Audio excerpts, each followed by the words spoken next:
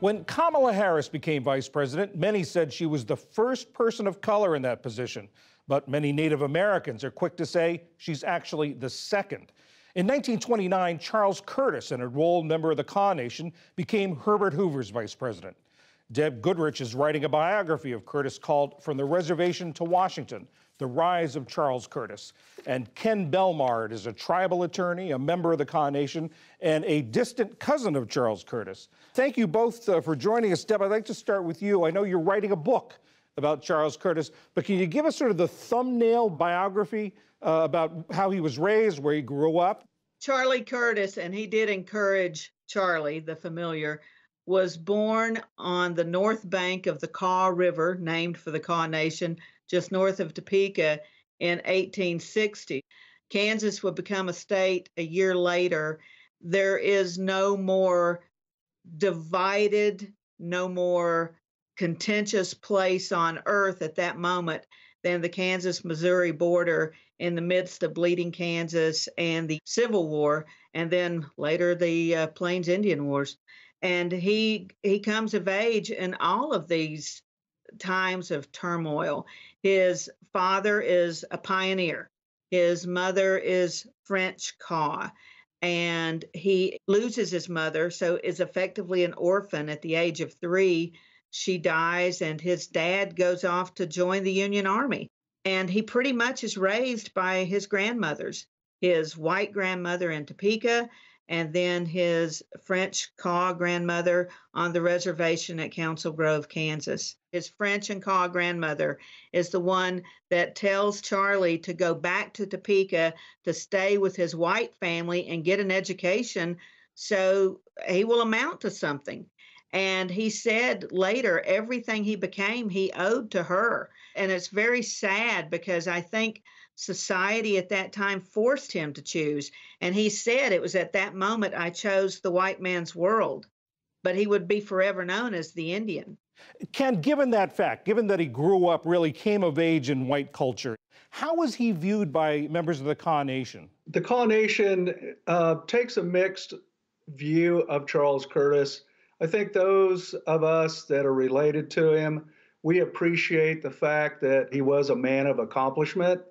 However, others in the tribe, because of the fact that the Curtis Act, which was very detrimental to tribal governments, bears his name, I think that causes a lot of people to have some mixed emotions about him and maybe not think of him in an overly positive way. You mentioned the Curtis Act. That abolished tribal courts and put the residents of tribal lands under federal law. That was a big blow to tribal sovereignty. Yeah, well, that's correct. I believe that Charles Curtis probably made a conscious thought that because of the pressures that were happening, that the only way for tribes and tribal people to succeed in any way was to assimilate. Deb, given that he was a great advocate of assimilation, when he went into politics, and by the way, he wasn't just vice president, he was Senate Majority Leader at one point. He came close to winning the Republican presidential nomination at another point. Did he use his identity as a Native American in politics when he ran? Other people used his identity.